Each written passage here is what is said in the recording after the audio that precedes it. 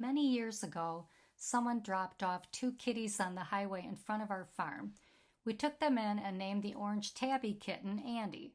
One day I found him sleeping in a box of potatoes on our back porch. I took a picture. My husband owned a greeting card company at the time. My photo of Andy became a red oak card titled Potato Kitty. Fast forward over 20 years. I was harvesting my COVID garden in fall of 2022. It produced over 200 potatoes, which I decided to store in our basement in a bunch of boxes I got at Costco. Note the box on the left once held Kirkland brand chocolate chips.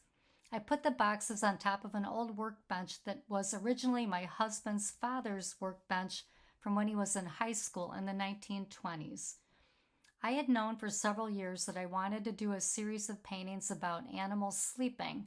I have hundreds of photos and some videos I've taken over the years of our cats, dogs, and horses sleeping.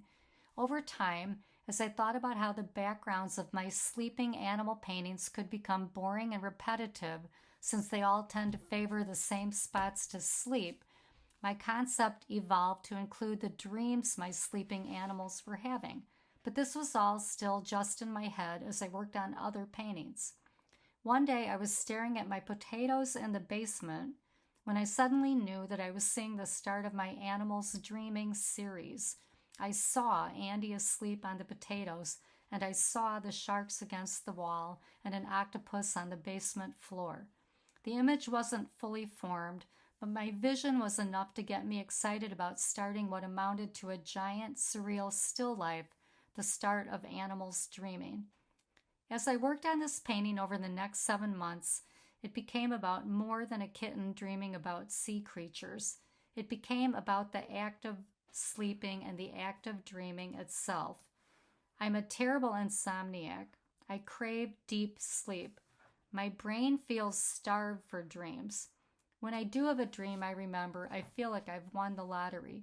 So I probably have an excessive interest in the dream state, and I am sure I obsess about insomnia way too much. On one level, Animals Dreaming Andy is my attempt to create a visual depiction of what insomnia feels like. The bottom third of the image, the ocean floor, represents the deep subconscious dream state.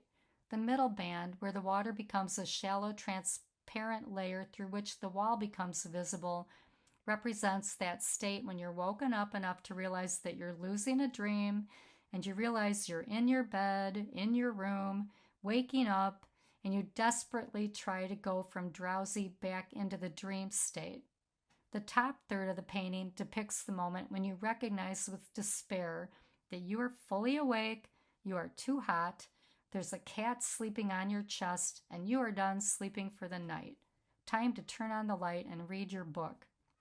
I think a lot about how dreams work, how we see something on TV that becomes part of a dream, or how an object that we interacted with that day shows up as part of a strange dream sequence. If a kitten falls asleep next to a hammer and some old goldfish crackers, what might show up in his dream? Here's a quiz question for you. What do hammerhead sharks and potatoes have in common besides both being depicted in my painting?